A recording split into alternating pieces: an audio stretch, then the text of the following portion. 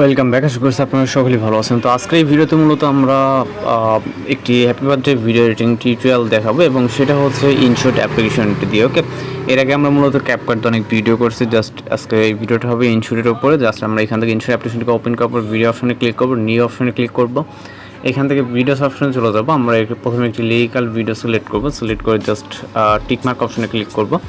এখান থেকে আপনার রেশিও যদি এরকম আসে তাহলে আমরা এখান থেকে ক্যানভাস অপশনে ক্লিক করে 9:60 রেশিও, যেটা ফুল স্ক্রিন অথবা টিকটক বা লাইক ইউজার প্ল্যাটফর্ম, এটাকে সিলেক্ট করে টিকমার্ক অপশনে ক্লিক করবো। ওকে, তো এটা এখানে অ্যাড হয়ে যাবে। দেন আমরা মিউজিক অ্যাড করার জন্য এখানে মিউজিক অপশনে ক্লিক করবো। দেন মিউজিকের যে প্লাস অপশনে এখানে ক্লিক করবো। দেন ইনপুট অপশনে ক্লিক করবো। ওকে, এরপর এখান থেকে আমাদের অলরেডি ইনপুট করা আছে। আপনি ইনপুট করার জন্য এখান থেকে আপনার এইরকম অপশন চলে আসবে। দেন মিউজিকটিকে সিলেক্ট করবেন। সিলেক্ট করার পর টিকমার্ক, আপনি চাইলে যে কোনো একটা নাম দিতে পারেন। ওকে, নাম দেওয়ার পর এখানে ওকেতে ক্লিক করবো। আমাদের এখানে কিন্তু দুইটা অলরেডি মনে করেন আগে একটা ছিল, এখন একটা। ওকে, জাস্ট ক্লিক করবো, এখানে ইউজ অপশনে ক্লিক করবো, তাহলে মিউজিকটা এখানে অ্যাড হয়ে যাবে।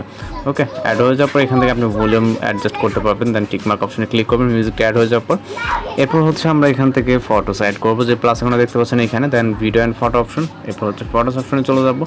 এখানে আপনি যার ফটো দিয়ে মূলত বার্থডে ভিডিওটা মেক করবেন আর তার কিছু পিকচার্স কালেক্ট করে নেবেন এবং পিকচারগুলো সিলেক্ট করবেন। ওকে, তো এখান থেকে হচ্ছে আমরা 7টি মতো পিকচার সিলেক্ট করব। সিলেক্ট করার পর টিকমার্ক অপশনে ক্লিক করব। এরপর এই পিকচারগুলোকে ধরে জাস্ট প্রতিটা পিকচার আমাদের ফুল স্ক্রিন করে নিতে হবে রেশিও অনুযায়ী। ওকে, যেটা জাস্ট যদি ফুল স্ক্রিন না থাকে এবং যদি আপনার ফুল স্ক্রিন থাকে সেক্ষেত্রে আর ফুল স্ক্রিন করার প্রয়োজন নেই। ওকে, এবং আপনি আপনার মতো করে জুম করে নেবেন, নাহলে কিন্তু আপনার ভিডিওটা কোয়ালিটি ততটা ভালো হবে না। জাস্ট আমি আমার মতো করে নিচ্ছি, আপনি আপনার মতো করে জুম করে নেবেন। ওকে, পিকচারগুলো জুম হয়ে গেলে আমাদের মিউজিক অনুযায়ী ডিউরেশন দিতে হবে। এর জন্য প্রথম দিকে চলে যাবো, প্রথম যে পিকচার এখানে ক্লিক করব। ক্লিক করার পর এটা ডিউরেশন দিতে হবে 0.8 সেকেন্ড। ওকে, আপনি চাইলে এখান থেকে যে লেয়ারটা আছে লেয়ারটাকে জুম করে নিতে পারেন, তাহলে মূলত কাজ করতে সুবিধা হবে। ওকে, তো 0.8। দ্বিতীয় পিকচার সেমভাবে আমরা এখান থেকে 0.8 করে দিব, অর্থাৎ এখানে যে কয়টা পিকচার আছে প্রতিটা পিকচার আমরা 0.8 ডিউরেশন দিয়ে দিব।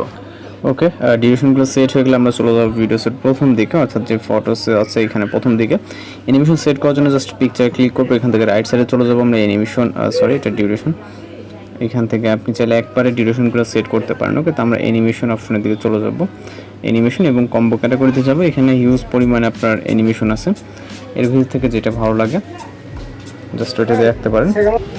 ওকে, তো এর ভিতরে আপনার যেটা পছন্দ জাস্ট একটি অ্যানিমেশন দিয়ে নেবেন, আমি এটাকে দিয়ে নেব। ওকে, দেওয়ার পর এখান থেকে আমরা চাইলে টিকমার্ক অপশনে ক্লিক করতে পারেন, অথবা চাইলে আপনি ওইখান থেকেও প্রতিটা অ্যানিমেশনে জাস্ট এখানে কম্বোতে যাওয়ার পর এইখান থেকে আপনি চাইলে আপনার মতো করে দিতে পারেন। ওকে, তো এইখান